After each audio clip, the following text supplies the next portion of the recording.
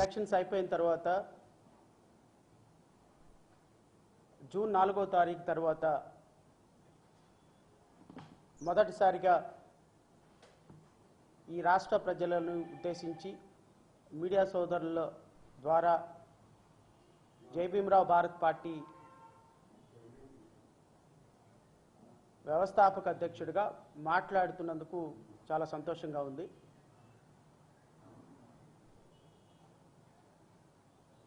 రాష్ట్రంలో జరిగినటువంటి ఎన్నికల్లో మేము పోషించినటువంటి పాత్ర 2019 నుంచి 2024 వరకు ప్రభుత్వం మీద పోరాడిన విధానం, ప్రభుత్వం చేసినటువంటి కొన్ని అప్రజాస్వామిక చర్యల్ని ఖండించిన విధానం, ఎస్పెషల్లీ వ్యక్తిగతంగా గత ప్రభుత్వం చేసినటువంటి కొన్ని అప్రజాస్వామిక చర్యల పట్ల వ్యక్తిగతంగా నేను పోరాటం చేసినటువంటి విధానం ఈ రాష్ట్ర ప్రజలందరికీ కూడా తెలుసు. ఎందుకంటే రాష్ట్ర ప్రజలకి ప్రత్యేకంగా నేను కానీ లేకపోతే నేను చేసిన పోరాటాల గురించి కానీ ప్రభుత్వం మీద పోరాడిన విధానం గురించి కానీ ప్రత్యేకంగా చెప్పనాల్సిన అవసరం లేదు. అయితే చాలా ఆశ్చర్యకరమైనటువంటి ఫలితాలు, బహుశా ప్రతిపక్షం కూడా ఊహించినటువంటి ఫలితాలు, ఇప్పుడు పాలకపక్షం అప్పటి ప్రతిపక్షం ఊహించినటువంటి ఫలితాలు, రాష్ట్ర ప్రజలు ఇచ్చినటువంటి తీర్పు ఎలా విశ్లేషించాలో అర్థం కాని అయోమయంలో పడిపోయినటువంటి రాజకీయ పార్టీలు, అఫ్కోర్స్ మాలాంటి వాళ్ళం కూడా, ప్రజా వ్యతిరేకత, ప్రభుత్వ వ్యతిరేకత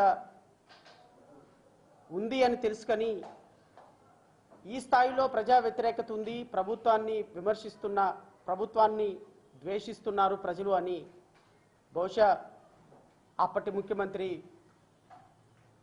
జగన్మోహన్ రెడ్డి గారు కానీ ఇప్పటి ముఖ్యమంత్రి చంద్రబాబు నాయుడు గారు కానీ ఊహించని ఫలితాలు. అయితే నేను మీ ద్వారా రాష్ట్ర ప్రజలకి ఒక విషయం అయితే మాత్రం తెలియజేయాలి.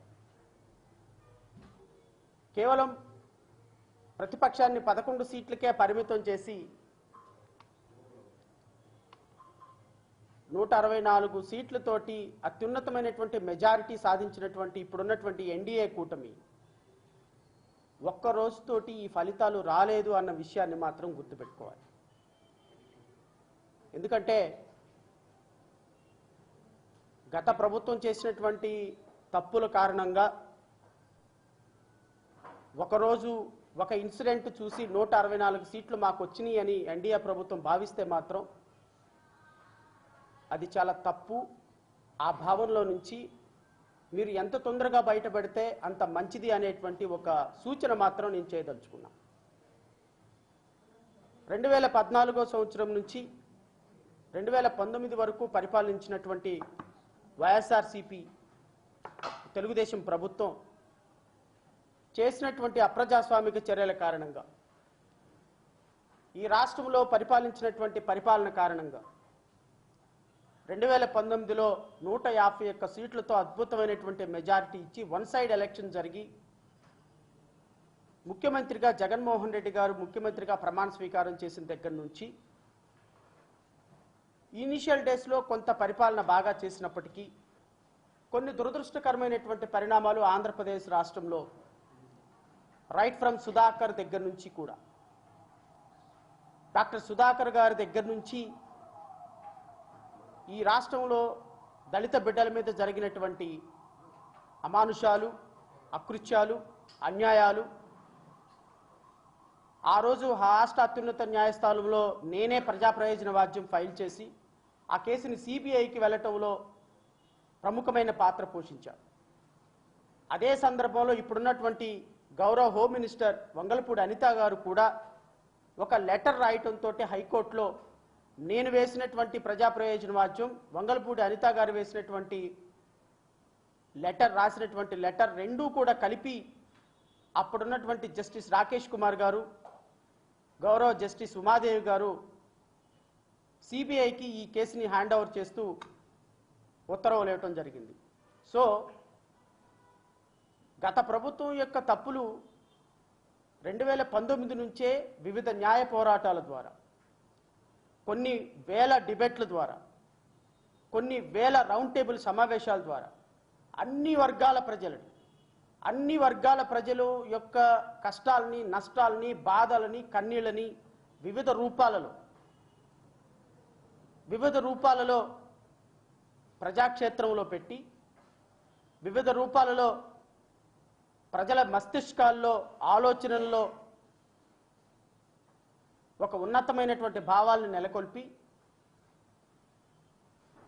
ఈరోజు 164 సీట్లతోటి అత్యున్నతమైనటువంటి మెజారిటీ ఎన్డీఏ కూటమి సాధించడానికి ప్రధాన పాత్ర పోషించిన వ్యక్తుల్లో జై భీమరావు భారత్ పార్టీ వ్యవస్థాపక అధ్యక్షుడిగా జడా శ్రావణ్ కుమార్ కూడా ఒకళ్ళు.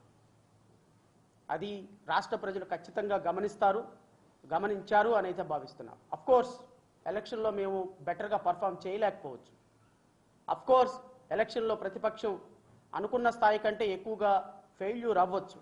అఫ్కోర్స్ వన్ సైడ్ వేవ్లో ఈ రాష్ట్రానికి అన్యాయం చేసిన భారతీయ జనతా పార్టీ, అంతకంటే అన్యాయాన్ని ప్రోత్సహిస్తున్న ఉప ముఖ్యమంత్రి పవన్ కళ్యాణ్, రాష్ట్రానికి ఏదో చేద్దాము అని కొద్దో గొప్ప ఆలోచన ఉన్నటువంటి ఇప్పుడున్నటువంటి గౌరవ ముఖ్యమంత్రి చంద్రబాబు నాయుడు గారు, వీళ్ళ కూటమికి అత్యున్నతమైనటువంటి అధికారం ప్రజలు ఇచ్చారు.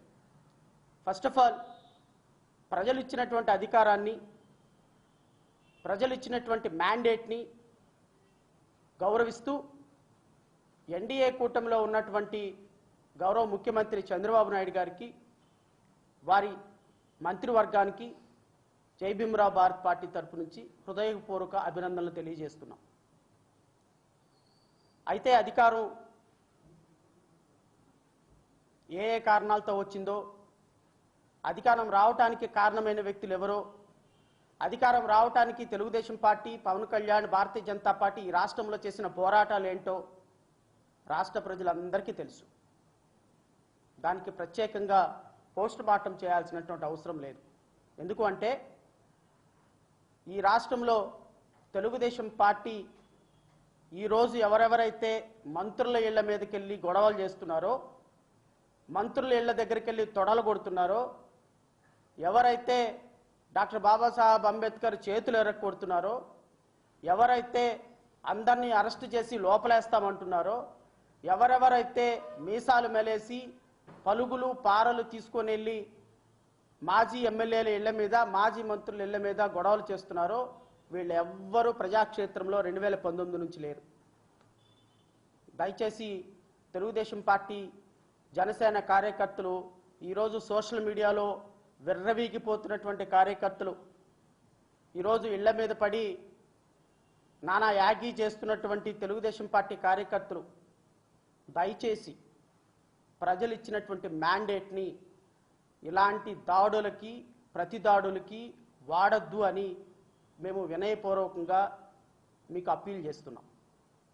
ఎందుకంటే ఈరోజు దాడులు చేస్తున్నటువంటి సోకాల్డ్ తెలుగుదేశం పార్టీ నాయకులు 2019 నుంచి కనీసం గత ప్రభుత్వాన్ని ఒక్క మాట కూడా ప్రశ్నించలేక మంచాల కింద దాక్కున్నటువంటి గొప్ప నాయకులు వీళ్ళంతా. ఈరోజు టీవీ డిబేట్లో రంకెలేసి అరుస్తున్నటువంటి నాయకులందరూ కూడా కనీసం గత ప్రభుత్వం చేసినటువంటి అమానుష చర్యలని ఫేస్బుక్లో కామెంట్ పెడితేనే తీసుకుని వెళ్ళి లోపలేసిన సందర్భాల్లో ఇది ఏంటి అని మాట్లాడినటువంటి నాయకులు కూడా ఎవ్వరూ లేరు.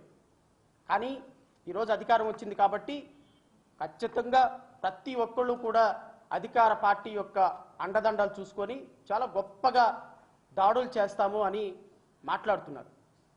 నేను జై భీమరావు భారత్ పార్టీగా మా పార్టీ తరపు నుంచి నేను ప్రభుత్వానికి ఒకటే అప్పీల్ చేస్తున్నా. రాష్ట్ర ప్రజలు అద్భుతమైనటువంటి మెజారిటీ ఇచ్చారు. మీకు 2,37,000 కోట్లు డైరెక్ట్ బెనిఫిట్ స్కీమ్ ద్వారా ప్రజల అకౌంట్లో వేసినటువంటి గత ప్రభుత్వాన్ని ఓడించి 11 సీట్లకే పరిమితం చేయటంలో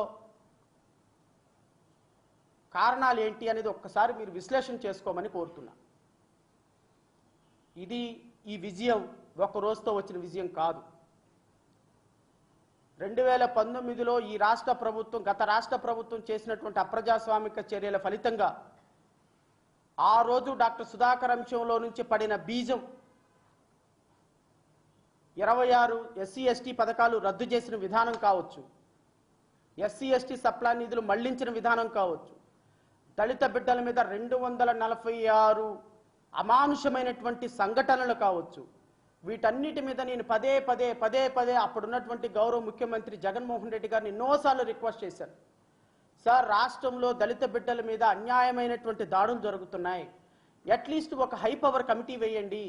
ఆ కమిటీ వేసి ఎందుకు దాడులు జరుగుతున్నాయి, దాడులు జరిగినటువంటి వ్యక్తులను ఎలా అరెస్ట్ చేసి లోపల వేయాలి, వాళ్ళకి ఏ విధంగా వాళ్ళకి కాంపన్సేషన్ ఇవ్వాలి, ఒక దిశ పోలీస్ స్టేషన్ ముందు అరెస్ట్ చేసి రోడ్డు మీద వదిలేసి 10 మంది రేప్ చేసినటువంటి ఒక పాపకి ఇంకా న్యాయం జరగలేదు, దాని మీద ఒక కమిటీ వేయండి. ఎస్సీ ఎస్టీల సమస్యల్ని అడ్రస్ చేస్తున్న మీరు దీన్ని అఫర్మేటివ్గా ఒక కమిటీ రూపంలో అడ్రస్ చేయండి అని ఎన్నో రిక్వెస్ట్లు చేశాం. బట్ పట్టించుకున్న మానాన్ని పోలా. ఎన్నో వందల దాడులు జరిగినప్పుడు ఒక్కసారి ముఖ్యమంత్రి గారు వచ్చి సందర్శించండి అయ్యా. మీరు ముఖ్యమంత్రిగా వస్తే దాడులు ఆగుతాయి, భరోసా దొరుకుతుంది. ఆ కుటుంబాన్ని పరామర్శించండి. మీకు ఉన్నటువంటి ఒక అద్భుతమైనటువంటి టాలెంట్ ప్రజలని ఓదార్పు యాత్ర ద్వారా చేరుకునే విధానం, మీకున్నటువంటి బ్రాండ్ని, మీకున్నటువంటి క్వాలిటీని ప్రజల దగ్గరికి బాధ్యత జరిగినప్పుడు ఒక డాక్టర్ సుధాకర్ కుటుంబాన్ని వచ్చి మీరు అమ్మ జరిగిన అన్ఫార్చునేట్ ఇన్సిడెంట్కి ప్రభుత్వం బాధ్యత వహిస్తుంది, ఆ కానిస్టేబుల్స్ని ఆ సిఐని ఖచ్చితంగా సస్పెండ్ చేస్తాం, మేము కమిషనర్ మీద యాక్షన్ తీసుకుంటాం, ఇలాంటి సంఘటనలు ఇంకోసారి జరగకుండా చూసుకుంటామని ఒక్క మాట మీరు ఆ కుటుంబానికి భరోసా ఇచ్చినట్టయితే ఈరోజు సమాజం మిమ్మల్ని నెత్తిన పెట్టుకునేది. గౌరవ ముఖ్యమంత్రి అప్పటి ముఖ్యమంత్రి జగన్మోహన్ రెడ్డి గారు ఎన్నోసార్లు రిక్వెస్ట్ చేసినా మీ కంటికి కనిపించలా, మీ చెవులకి వినిపించలా. కనీసం ఒక హై పవర్ కమిటీ వేయండి, ఎందుకు ఇట్లా దాడులు జరుగుతున్నాయి, ఈ హై పవర్ కమిటీ వేసి ఎస్టీ ఎస్సీ సమస్యల్ని అడ్రస్ చేయండి అని ఎన్నోసార్లు చెప్పాం. మీ కంటికి కనిపించలా, చెవులకి వినిపించలా. బాధిత కుటుంబాలని పరామర్శించే విషయంలో కానీ, దాడుల్ని ఎదుర్కొనే విషయంలో కానీ, కిరణ్ కుమార్ లాంటి వ్యక్తిని ఒక ఎస్ఐ కొట్టి చంపేశాడు, ఒక శిరోమణనం వరప్రసాద్ లాంటి వ్యక్తికి పోలీస్ స్టేషన్లోనే శిరోమణనం చేశారు. దయచేసి అలాంటి వ్యక్తులకు సపోర్ట్ చేయొద్దండి. సుబ్రహ్మణ్యాన్ని కొట్టి చంపేసినటువంటి అనంతబాబుని పక్కన పెట్టుకోవద్దు, అతని పార్టీ నుంచి సస్పెండ్ చేయండి అని ఎన్నోసార్లు రిక్వెస్ట్ చేశాం. మీ కంటికి కనిపించలా, చెవులకి వినిపించలా. ఇవన్నీ కూడా గత ప్రభుత్వంలో మేము చేసినటువంటి పోరాటం. ఈరోజు ఆ బాధితులందరినీ తీసుకొని వచ్చి తెలుగుదేశం పార్టీ స్టేజ్ మీద కూర్చోబెట్టి వాళ్ళందరికీ భరోసా ఇచ్చే కార్యక్రమం చేశారు. Very good, we are welcoming. నేను గత ప్రభుత్వం చేసినటువంటి తప్పుల్ని 2019 నుంచి 2024 వరకు ప్రతి తప్పుని కొన్ని వేల కేసుల ద్వారా నవరత్నాలు అని చెప్పి పేద ప్రజల భూములు లాక్కోవద్దండి, దయచేసి ఎస్సీ ఎస్టీలకు అన్యాయం చేయొద్దని ఎన్నోసార్లు నేను లెటర్లు రాశాం. జగన్మోహన్ రెడ్డి గారికి టీవీ డిబేట్ల ద్వారా విజ్ఞప్తి చేశాం. There is no change at all. నేనొక్కడే కాదు, ఒక ధర్నా చేయడానికి రోడ్డు మీదకి వచ్చినప్పుడు సిపిఐ సిపిఎం రామకృష్ణ గారిని, శ్రీనివాస గారిని, అలాంటి వాళ్ళని అడ్డుకోవటం, ఎవరైనా టీచర్లు రోడ్డు మీదకి వచ్చి ధర్నా చేస్తాను అంటే అప్రజాస్వామికి అడ్డుకోవటం, జీవో 1 తీసుకొచ్చి రోడ్ల మీద ఎవడు సభలు పెట్టొద్దు అని చెప్పటం, ఇవన్నీ కూడా హైకోర్టులో ఛాలెంజ్ చేసినటువంటి వ్యక్తులం మేము. నేను ఎన్నోసార్లు చెప్పా, సార్ దయచేసి రిజిస్ట్రేషన్ ప్రాసెస్లోకి వెళ్ళొద్దు, క్యాస్ట్ సర్టిఫికెట్ల మీద మీ ఫోటోలు వేసుకోవద్దు, రిజిస్ట్రేషన్ పట్టాల మీద మీ ఫోటోలు వేసుకోవద్దు, మీరు దయచేసి టైటిల్ డీడ్స్ మీద, సేల్ డీడ్ల మీద మీ ఫోటోలు ఉండటం మంచిది కాదు, అది ఖచ్చితంగా మీ ప్రభుత్వానికి వ్యతిరేకత వస్తుంది అని ఎన్నో చెప్పాం. నిమ్మక నీరెత్తినట్టు గత ప్రభుత్వం మాట్లాడలా. నేను చాలా సందర్భాల్లో డిబేట్లో మాట్లాడా. ఒక ముఖ్యమంత్రిగా ఈ మాటలన్నీ ఎందుకు చెప్పాల్సి వస్తుందంటే, మాజీ ముఖ్యమంత్రి జగన్మోహన్ రెడ్డి గారు ఎందుకు ఓడిపోయామో అర్థం కావటం లేదు. 2,40,000 కోట్ల రూపాయలు డైరెక్ట్ బెనిఫిట్ స్కీమ్ ద్వారా ప్రజల అకౌంట్లో వేశాం, ఎందుకు ఓడిపోయాం అర్థం కావటం లేదు, ప్రజలు నన్ను నమ్మలేదు అని చెప్పిన కారణంగా శిశుపాలుడు చేసిన తప్పులు ఎన్నున్నాయో ప్రజా క్షేత్రంలో మీరు చేసిన తప్పుల్ని మీకు ఒక్కసారి ఈ ప్రెస్ మీట్ ద్వారా చెప్పాలి అని అనిపించింది. ఎందుకు అంటే this is not for you, this is for equally applicable to Telugu Desam party, Janasena, Bharatiya Janata party also. 5 సంవత్సరాలు గత ప్రభుత్వం చేసిన తప్పులు ఈ 5 సంవత్సరాలు ఈ ప్రభుత్వం చెయ్యకూడదు అని ఒక కాషన్ తోటి ఈరోజు చెప్పదలుచుకున్న ప్రతి ఒక్క అంశాన్ని మీ ద్వారా రాష్ట్ర ప్రజలకు వివరించే ప్రయత్నం చేస్తా. చాలా సందర్భాల్లో టీవీ డిబేట్ల ద్వారా చెప్పా, వైఎస్ వివేకానంద రెడ్డి హత్య కేసులో మీ తమ్ముడిని మీరు కాపాడుతున్నారు, కొన్ని వేల మంది పోలీసుల్ని డిప్లాయ్ చేసి కాపాడుతున్నారు, ఇది మంచి పద్ధతి కాదు. జగన్మోహన్ రెడ్డి గారు ఎన్నో సందర్భాల్లో విజ్ఞప్తి చేశాం, అధికారం ఉంది కదా అని ఎవ్వరు మాట్లాడు. ఈరోజు రాష్ట్రంలో ఇసుకకు సంబంధించి నిరుపేదలు కావచ్చు, సంవత్సరంలో నెలలో కనీసం 10 రోజులు కూడా పని లేని నిరుపేదలు కావచ్చు, కన్స్ట్రక్షన్ రంగం కుదేలైన కారణంగా, రాష్ట్రంలో పరిశ్రమలు లేని కారణంగా, కేవలం డబ్బులు ఇవ్వటం సంక్షేమం మాత్రమే పరిపాలన చేసిన కారణంగా 40% ఓట్లు మీకు వచ్చినాయి. 40% ఓట్లు కూడా మీ సంక్షేమ పథకాలు తీసుకునేవాళ్ళు. But what about rest of the people? ఒక 10th క్లాస్ ఫస్ట్ క్లాస్లో పాస్ అవ్వాలంటే ఇంగ్లీష్లో ఫస్ట్ మార్క్ వస్తే సరిపోదు సార్, సోషల్లో ఫస్ట్ మార్క్ రావాలి, లెక్కల్లో ఫస్ట్ మార్క్ రావాలి, సైన్స్లో ఫస్ట్ మార్క్ రావాలి. పరిపాలనలో మీరు అద్భుతంగా సాధించాలి అంటే ఫస్ట్ మార్క్ రావాలి అంటే ఒక సంక్షేమం ఇస్తే సరిపోదు జగన్మోహన్ రెడ్డి గారని కొన్ని వేల డిబేట్లలో మేము పదే చెప్పాం. ఒక ఫ్యాక్టరీ పెట్టాలన్న ఆలోచన కానీ, అసలు రాజధాని కదిలించాలనే ఆలోచన జగన్మోహన్ రెడ్డి గారి ప్రభుత్వం నెత్తిన నిప్పులు పోసింది. నేను చాలా సందర్భాల్లో చెప్పాం, దయచేసి మీరు 151 సీట్లతో ఏ పరిపాలన చేయకుండా చక్కగా ఇంట్లో బజ్జీ పులిహార తిని కూర్చుంటే 5 సంవత్సరాలు మళ్ళీ 100 సీట్లు వచ్చాయి మీకు. బట్ రాజధాని కదిలించటం, అన్ఎయిడెడ్ ప్రైవేట్ స్కూల్స్ మొత్తాన్ని తీసేయటం, 16 లక్షల మంది పిల్లల భవిష్యత్తుని రోడ్డు మీద పడేయటం, అమరావతి రాజధాని తీసుకొని వెళ్ళిపోయి 3 రాజధానులు అంటాం, ఇవన్నీ కూడా ఏమి నిర్ణయాలు? మేము చదువుకున్న వ్యక్తులు, కాస్త కూస్తో న్యాయమూర్తిగా పనిచేసిన వ్యక్తులు, రాజ్యాంగాన్ని చదివిన వ్యక్తులు, సమస్యల్ని అర్థం చేసుకోగలిగిన వ్యక్తులు, ప్రజాక్షేత్రంలో తిరిగే వ్యక్తులు, మాలాంటి కొద్ది గొప్ప చదువుకున్న మేధావుల మాట ఒక్క మాటన్నా విన్నారా మీరు? ఒక్క మాటన్నా వినకుండా ఈరోజు రాష్ట్రంలో గత 5 సంవత్సరాలు రాష్ట్రంలో జరిగినటువంటి అన్యాయాలకి ఈరోజు 11 సీట్లతోటి మిగిలిపోవాల్సి వచ్చింది. నేను ఇప్పటికైనా మాజీ ముఖ్యమంత్రి గారిని, జగన్మోహన్ రెడ్డి గారిని కోరుతున్నా, మీకు ప్రజల పట్ల ఉన్నటువంటి మంచి కన్సర్న్ రాష్ట్రం పట్ల ఉన్నట్లయితే ఈరోజు రిపెంట్ అయ్యే అవకాశం ఉండేది కాదు. ఈ అంశాలన్నిటినీ ప్రభుత్వం మీద ఎత్తి చూపించినప్పుడు ఈ ప్రభుత్వం, ఇప్పుడున్నటువంటి ఎన్డీఏ ప్రభుత్వం, అది తెలుగుదేశం పార్టీ అధ్యక్షుడు చంద్రబాబు నాయుడు గారు కావచ్చు, లేదా పవన్ కళ్యాణ్ కావచ్చు, లేదు అంటే భారతీయ జనతా పార్టీ కావచ్చు. నాకు తెలిసి పవన్ కళ్యాణ్ కానీ భారతీయ జనతా పార్టీ కానీ ఈ రాష్ట్రంలో ఏ రోజు ప్రజా సమస్యల మీద పోరాటం చేయలేదు. అఫ్ కోర్స్ అదృష్టం, తెలుగుదేశం పార్టీ వేవ్ వచ్చింది, ఆ వేవ్లో భారతీయ జనతా పార్టీ, జనసేన కూడా కలిసి వెళ్ళిపోయినాయి.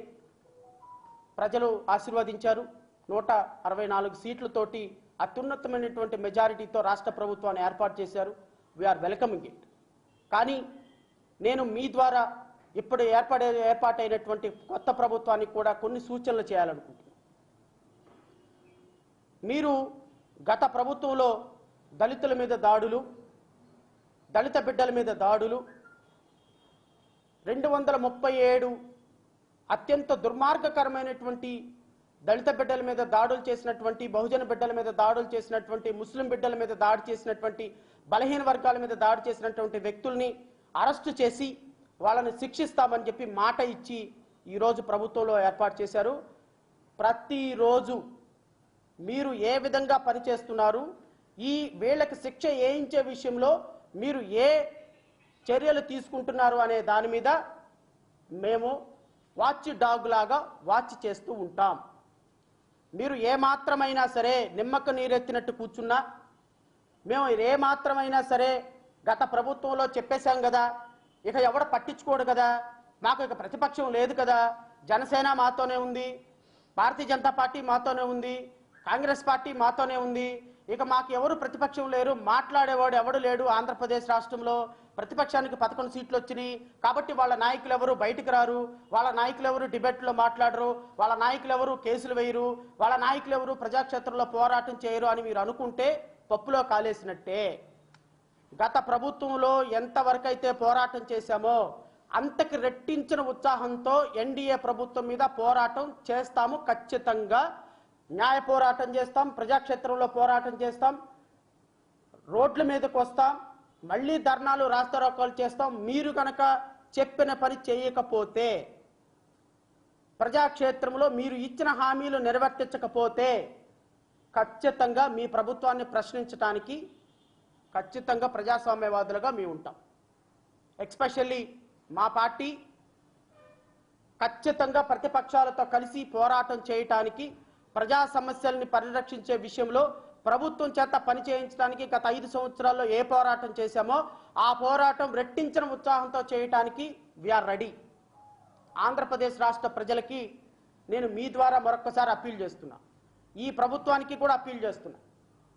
మీరు ప్రత్యేక హోదా విషయంలో ఈరోజు భారతీయ జనతా పార్టీ కూడా అత్యున్నతమైనటువంటి ఎంపీ సీట్లతోటి, ఎమ్మెల్యే సీట్లతోటి గెలిచి ఈరోజు కేంద్రంలో మీతో పాటు అధికారాన్ని పంచుకుంటున్న కారణంగా రేపు ప్రత్యేక హోదా విషయంలో తెలుగుదేశం పార్టీ అధినేత చంద్రబాబు నాయుడు గారు, పవన్ కళ్యాణ్ ఖచ్చితంగా ప్రత్యేకమైనటువంటి దృష్టి సారించాలి. ఈ రాష్ట్రానికి ప్రత్యేక హోదా అనేది అనివార్యం. ప్రత్యేక హోదా మీద మీరు కనుక పోరాటం చేయకుండా భారతీయ జనతా పార్టీని కనుక ఒప్పించకపోతే 2029లో మరలా మిమ్మల్ని ఇంటికే పరిమితం చేయాల్సి వస్తుంది రాష్ట్ర ప్రజలు. దయచేసి ప్రత్యేక హోదా మీద తెలుగుదేశం పార్టీ, జనసేన ఉమ్మడి కార్యాచరణ ప్రణాళిక రచించి కేంద్ర ప్రభుత్వంతో పాటు అధికారంలో ఉన్న మీరు ఈ రాష్ట్ర ప్రజలకు ప్రత్యేక హోదా మీద ఒక స్పష్టమైనటువంటి అవగాహన, స్పష్టమైనటువంటి ఆలోచనతోటి రాష్ట్రానికి ప్రత్యేక హోదా తెప్పించే బాధ్యత మీ భుజాల మీద ఉందని మాత్రం గుర్తుపెట్టుకోండి. Number 2, steel plant. నేను విశాఖపట్నం ప్రజల తరపు నుంచి చెప్తున్నా, భారతీయ జనతా పార్టీని గెలిపించినటువంటి ఆంధ్రప్రదేశ్ రాష్ట్ర ప్రభుత్వానికి 164 సీట్లతోటి ఎన్డీఏ ప్రభుత్వానికి అధికారం ఇచ్చినటువంటి ప్రభుత్వానికి స్టీల్ ప్లాంట్ విషయంలో ఒక్క ఇటుక రాయి కదిలినా, ఇటుక రాయికి ఒక శవం చొప్పున రాష్ట్రంలో రావణ కష్టం జరుగుతుంది. దీనికి పూర్తి బాధ్యత తెలుగుదేశం పార్టీ, పవన్ కళ్యాణ్ వహించాల్సి వస్తుంది. స్టీల్ ప్లాంట్ విషయంలో మీరు ఎంత తొందరగా ఒక స్పష్టమైనటువంటి ప్రకటన భారతీయ జనతా పార్టీ ద్వారా చేయిస్తే అంత మంచిది ఎన్డీఏ ప్రభుత్వానికి. నెంబర్ 3, ప్రత్యేక railway zone, Visakha railway zone. Visakha railway zone మీద అతి త్వరలో స్పష్టమైనటువంటి ప్రకటన. ఇవన్నీ మీరు చెప్పిన మాటలే, ఇవన్నీ కూడా ఎన్డీఏ ప్రభుత్వం చెప్పిన మాటలు, గౌరవ ముఖ్యమంత్రి చంద్రబాబు నాయుడు గారు చెప్పిన మాటలు, గౌరవ ఉప ముఖ్యమంత్రి పవన్ కళ్యాణ్ చెప్పినటువంటి మాటలు, ఎన్డీఏ ప్రభుత్వంలో కీలకమైన పాత్ర పోషించే భారతీయ జనతా పార్టీ ఇచ్చినటువంటి అష్యూరెన్సెస్. సో రైల్వే జోన్ విషయంలో కానీ, ప్రత్యేక హోదా విషయంలో కానీ, స్టీల్ ప్లాంట్ విషయంలో కానీ, అన్నిటికంటే ముఖ్యం పోలవరం పూర్తి చేస్తాను అన్న విషయాల్లో కానీ, 28 పథకాలు ఎవరైతే రద్దు చేశారో ఆ 28 పథకాలు ఎస్సీ ఎస్టీ పథకాలు పునరుద్ధరించే విషయంలో కానీ, 237 మంది అత్యంత దారుణమైనటువంటి మారణ హోమం జరిగిన దళిత బిడ్డల మీద జరిగినటువంటి మారణ హోమాల్లో వాళ్ళందరికీ శిక్ష పడే విషయంలో కానీ, ఎస్సీ ఎస్టీ సప్లా నిధులు డైవర్ట్ కాకుండా పూర్తి స్థాయిలో వారి ఉన్నతికి వినియోగించే విషయంలో కానీ, నెంబర్ 7, అమరావతిని బిల్డ్ చేసే విషయంలో కానీ, పూర్తి స్థాయిలో అమరావతి రైతులకు న్యాయం చేసే విషయంలో కానీ, 10 సంవత్సరాలు నష్టపోయినటువంటి అమరావతి రైతులకి న్యాయం చేసే విషయంలో కానీ తెలుగుదేశం ప్రభుత్వం, జనసేన ప్రభుత్వం కాకమ్మ కబుర్లు చెప్పి కేవలం అధికారాన్ని తెచ్చుకొని ఒక 5 సంవత్సరాలు మబ్బి పుచ్చాలి అని అనుకుంటే మాత్రం ఖచ్చితంగా రోడ్డు మీదకి రావాల్సి వస్తుంది. ఎంప్లాయీస్కి ఏం చేస్తారు, మీరు ఏం మాటిచ్చి వచ్చారు, సూపర్ 6 ఎలా అమలు పరుస్తున్నారు, సూపర్ 6 అమలు పరిచే విషయంలో చిన్న తేడా వచ్చినా, ఎంప్లాయీస్ విషయంలో చిన్న తేడా వచ్చినా, అమరావతి రైతుల విషయంలో చిన్న తేడా వచ్చినా ప్రత్యేక హోదా విషయంలో మీరు వెనకడుగు వేసిన పవన్ కళ్యాణ్ గారు మీరు చెప్పినట్టు సిపిఎస్ విషయంలో ఒక స్పష్టమైనటువంటి ప్రకటన చేస్తాను, అది ఓపీఎస్ ఇస్తానా సిపిఎస్ ఇస్తాననే దాని మీద మీరు చేసినటువంటి ప్రకటన మాకు తెలుసు. ఖచ్చితంగా దాని మీద మీరు ఒక విధి విధానాలు నిర్వర్తించాల్సి వస్తుంది. దళిత బిడ్డలకు సంబంధించిన విషయాల్లో కానీ, రాష్ట్రంలో జరిగినటువంటి అమానుష విషయాల్లో కానీ, గత ప్రభుత్వం చేసినటువంటి డిస్ట్రక్షన్స్ విషయాల్లో కానీ, చాలా విషయాల్లో ఈ ప్రభుత్వం ఇచ్చినటువంటి ప్రతి వాగ్దానాన్ని నిర్వర్తించి ప్రజలు ఇచ్చినటువంటి మ్యాండేట్ని కాపాడుకుంటారు అని భావిస్తున్నాం.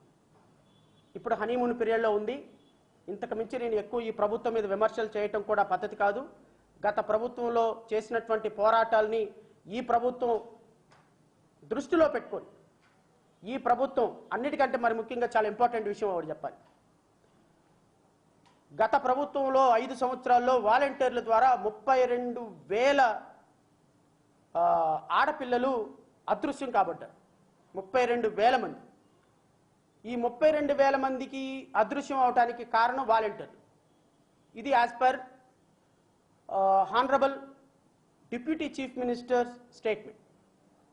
So I'm requesting honourable deputy chief minister Shri Pavan Kalyan గారు, 32,000 మంది ఎవరైతే గత ప్రభుత్వంలో వాలంటీర్ల ద్వారా మాయం కాబడ్డారో, ఈ 32,000 మందిని తొందరగా వెతికి పట్టుకొని వాళ్ళ కుటుంబాలకు అప్పచెపుతారు అని అయితే నేను భావిస్తున్నా. ఎందుకంటే హోమ్ మినిస్టర్ కూడా, సెంట్రల్ హోమ్ మినిస్టర్ కూడా కాన్ఫిడెన్షియల్గా మీతో చెప్పినటువంటి అంశాలు, ఇప్పుడు గౌరవ హోమ్ మినిస్టర్ కూడా మీ ప్రభుత్వంలోనే ఉన్నారు కాబట్టి, కేంద్రంలో మీ ప్రభుత్వమే అధికారంలో ఉంది కాబట్టి, ఈ 32,000 మందిని వీలైనంత తొందరగా అప్పజెప్పి వాళ్ళ కుటుంబాలకు ఇవ్వగలిగితే హానరబుల్ డిప్యూటీ చీఫ్ మినిస్టర్గా మీ యొక్క గౌరవం అత్యున్నతంగా పెరుగుతుంది. సో ఏ రోజుకు ఆ రోజు ఒక స్పెషల్ టాస్క్ ఫోర్స్ పెట్టి ఈ 32,000 మంది మిస్సింగ్ కేసెస్లో, అంటే ఎవరైతే వాలంటీర్ల ద్వారా వీళ్ళందరూ అక్రమంగా రవాణా చేయబడ్డారో, ఈ అక్రమంగా రవాణా చేయబడిన ప్రతి ఆడపిల్ల, ప్రతి వాలంటీర్, దీనికి కారణమైన ప్రతి వాలంటీర్ మీద కేసు పెట్టాలి.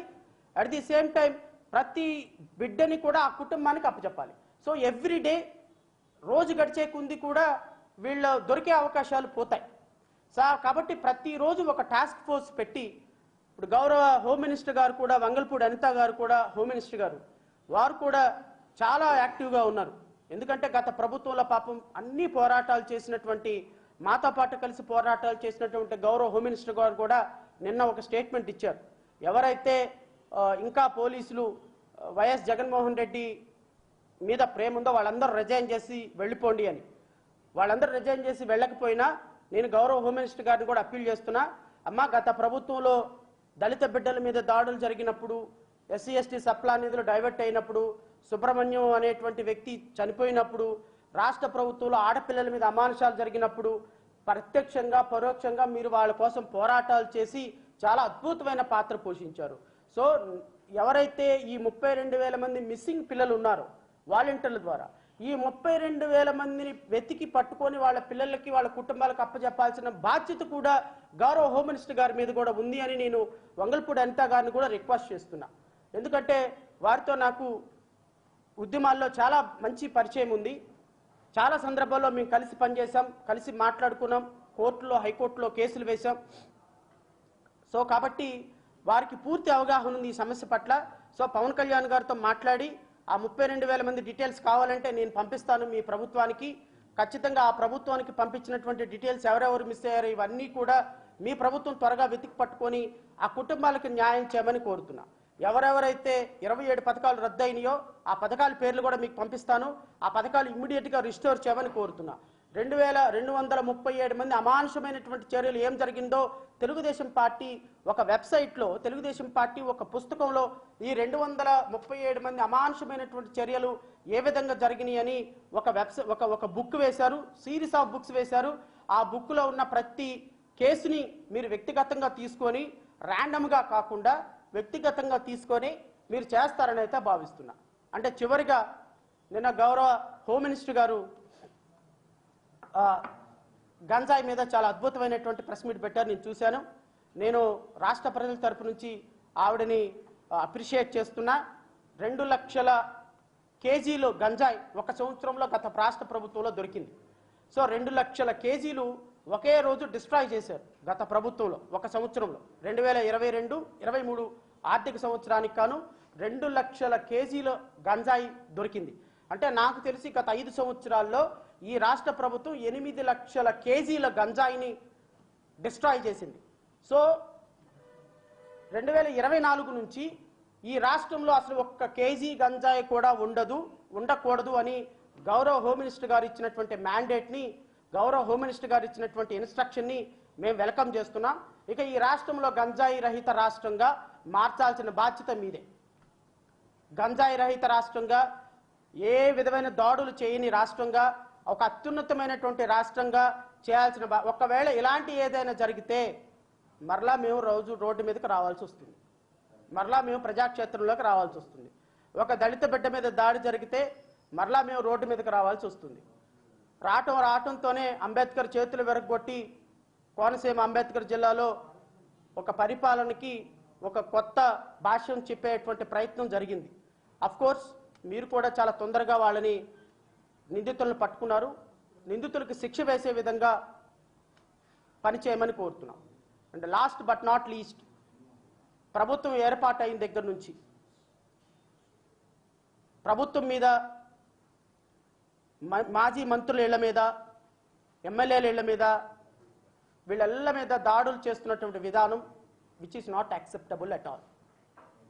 ఎందుకంటే గత ప్రభుత్వంలో పోలీసులను వాడుతున్నారు, రెవెన్యూ పర్సన్స్ని వాడుతున్నారు, మున్సిపల్ కమిషనర్ని ఇండియన్ పీనల్ కోడ్ కాదు జగన్ పీనల్ కోడ్ జేపీసీ వాడుతున్నారు.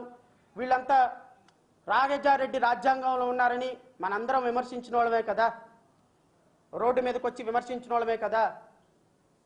రోడ్డు మీదకి వచ్చి విమర్శించాము, డిబేట్లలో గొంతులు చించుకొని మాట్లాడాము, ప్రజాక్షేత్రంలో 100 మీటింగులు పెట్టాము, బాధితుల దగ్గరికి వెళ్ళి బస్సులు వేసుకొని మాట్లాడిన వాళ్ళమే కదా. మరి ఈ ప్రభుత్వంలో కూడా అలాంటి పనులు చేస్తే which is not acceptable at all. మంత్రుల ఇళ్ల మీద, ఎమ్మెల్యేల ఇళ్ల మీద దాడులు చేపేసే సాంప్రదాయం మంచిది కాదు. గత ప్రభుత్వంలో మీ తెలుగుదేశం పార్టీ కార్యాలయం మీద దాడి జరిగినప్పుడు మేము కూడా రోడ్డు మీదకి వచ్చి మాట్లాడాం. గత ప్రభుత్వం ఎవరినైనా చంద్రబాబు నాయుడు గారు ఇంటి మీదకి జోగి రమేష్ దాడికి వచ్చినప్పుడు దాన్ని ఖండించాం. గత ప్రభుత్వంలో అన్యాయంగా కేసు పెట్టి చంద్రబాబు నాయుడు గారిని అరెస్ట్ చేసి 53 రోజులు లోపల పెట్టినప్పుడు మేమే ఫైట్ చేసాం.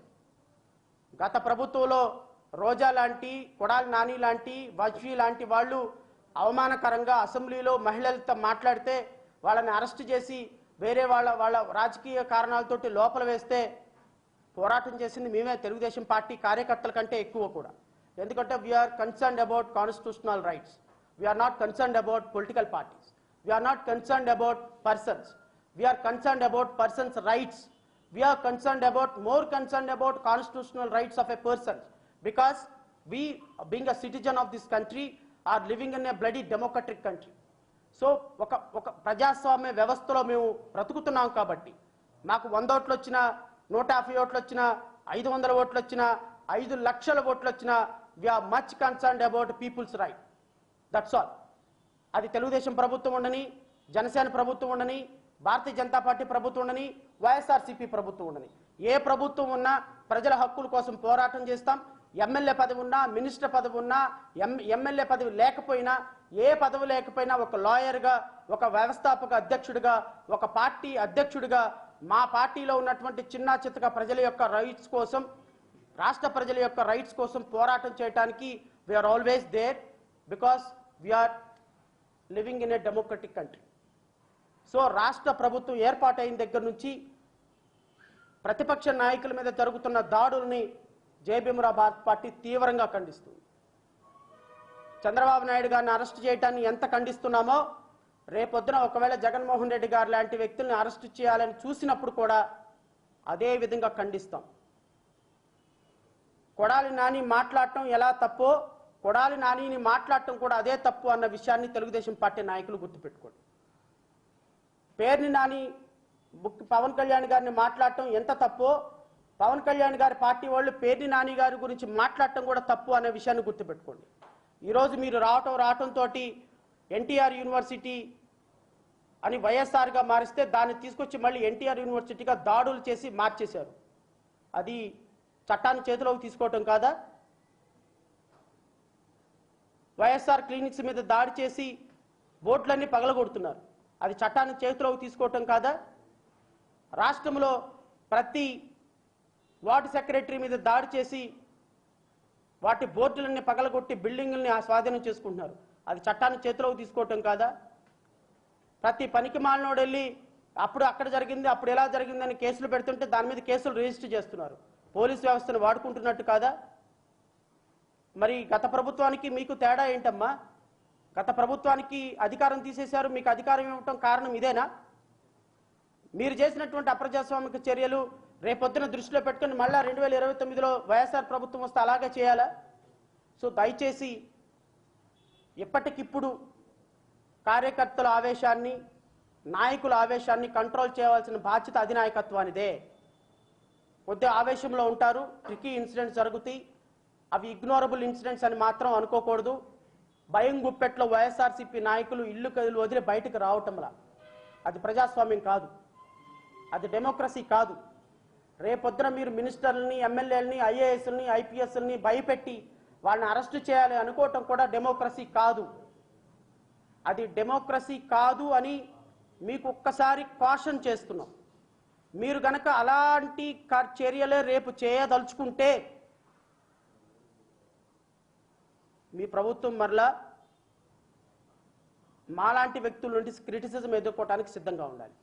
So therefore what I want to say, I'm appealing on behalf of state, on behalf of people of the Andhra Pradesh, please don't do all these things that what the previous government had done.